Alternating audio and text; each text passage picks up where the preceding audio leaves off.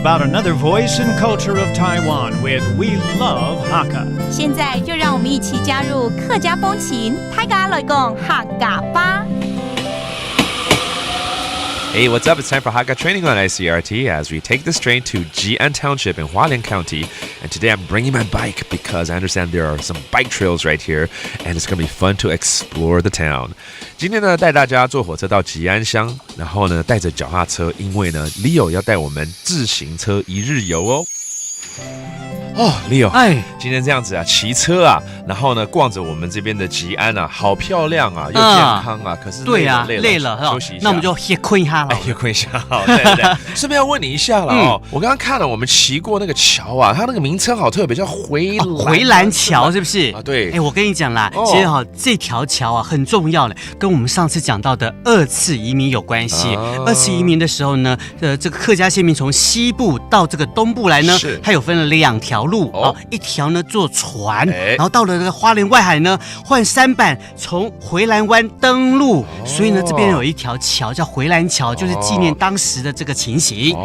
这是比较有钱。另外一种呢就是比较穷的，用走的，走到这里来，对，或骑脚踏车，但那时候应该没有脚踏车啦，铁马是。这蛮有趣的一个历史哈，就是这边这个回兰桥就在回兰湾的旁边嘛，对不对？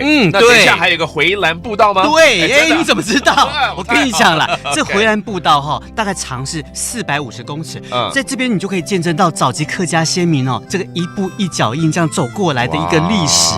不错，这样了解更多了。我精神就来了耶！我们可以再继续骑了。好，我们就继续骑，再去探索。The best way to see what Jian Township in Hualien has to offer is by bike. Starting at the Jian Sea Gate, visitors can take in the Huilan Bridge, which is a memorial to when the Hakka came by boat during the second migration. Continue on past the Long Jian Historic Migrant Walkway, and eventually you will reach the city proper. Here you can find the Hakka Artist Village featuring 2 museums, one for the migrants to Yoshino, which is now called Jian, and one for the culture of the Hakka. 好的 ，Leo， 我们现在教大家一些生字喽。没问题。像说我们刚刚讲的回兰步道嘛，步道怎么说？铺头。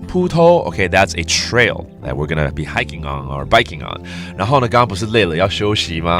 休息怎么说？歇困。That means to take a rest or take a break. 那歇困完了之后要继续啊。继续。Okay, that means to continue. And now you know that is today's Hakka training. 什么太嘎？俺自say张来了。客家风情由客家委员会监制。We Love Hakka has been brought to you by the Hakka Affairs Council.